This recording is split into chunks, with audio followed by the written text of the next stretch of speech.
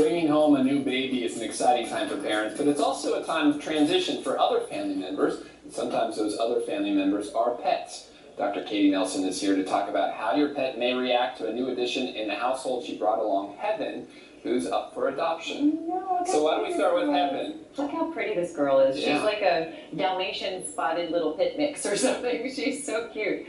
She is 6.5 years old. She is in foster care with the Washington Humane Society, and she's been there for quite a while. And she is just as chill as she can be. She looks it. Her foster is here, and he's just been telling me stories about her. And she loves going to softball games. She is just very lazy. She basically Very just comfortable wants right here on set. This is basically what she does.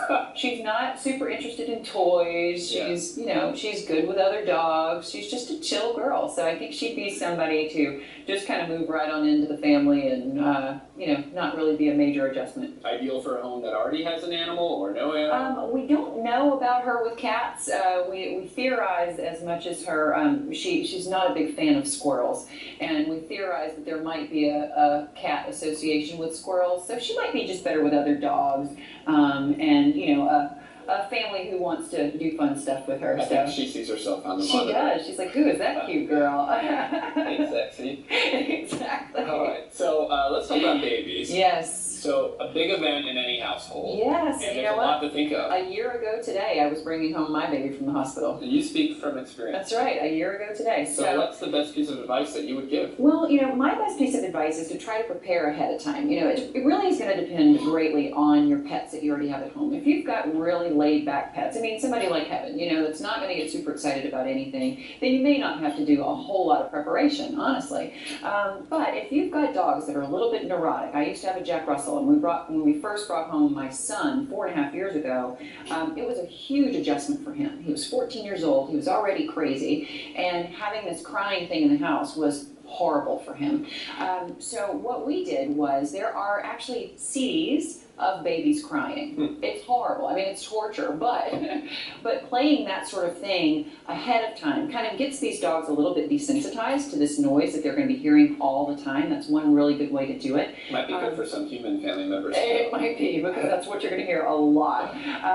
But the other thing is, too, is while I was actually still in the hospital, my husband brought home some of the baby's hats and blankets, and brought it home and just literally threw them on the floor and let the dogs just go to town. Because you know there's going to have to be a sniff fest when the baby comes in. At least they were able to get that over with on the blankets and the hats rather than the actual baby. I've heard of that. Yeah. And you also recommend, no matter how laid back your animal is or how much you trust your dog or cat, you should never leave an infant alone with a pet. Never, ever, ever, ever, ever. Because, and we've all heard these horrific stories. Even recently, there was one with a Jack Russell and a 2 or 3 week old baby here in Virginia.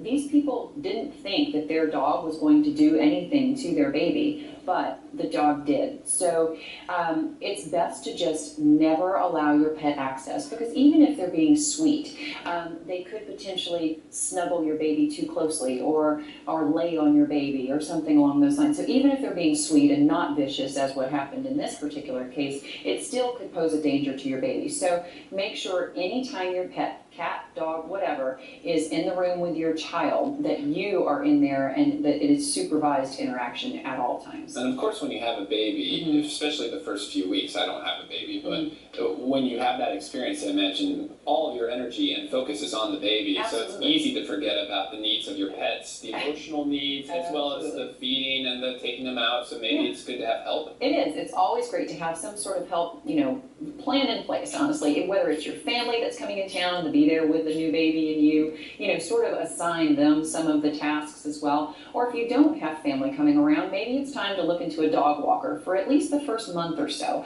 just to have somebody come in and give your pet that exercise and give them the stimulation that they need, because you are going to be so self-focused. I mean, well, baby focused, not really self-focused, but you're going to be so focused on this new little person and trying to figure out what it is that you're doing that you're really not going to have the time that you've always had before. And, you know, my other big piece of advice to new parents is, guilt. You're gonna feel it, no matter what you do. No There's a matter, lot of young couples, this is their first baby. Absolutely. They have a pet, they adopt a pet, and then they have the baby. Yep, and I honestly think that like the minute that the baby comes out, the guilt comes out as well, because you feel guilty about everything. You feel guilty about going back to work. You feel guilty about spending time with the baby and not the dog, or spending time with the dog and not the baby. So just be prepared for it. I mean, it's gonna happen.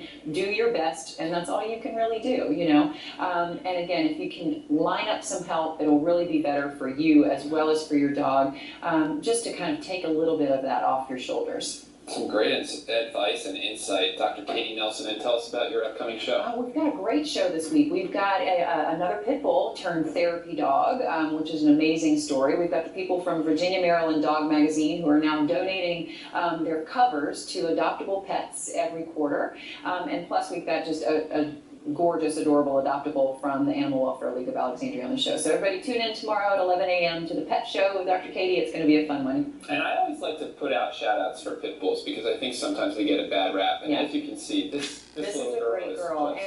And speaking of pit bulls, everybody on July 31st, or I'm sorry, on August the 2nd or 3rd, whatever that Saturday is, we're doing a very special show, 100% focused on the breed-specific legislation that just passed in Maryland, this sort of anti-pit bull law.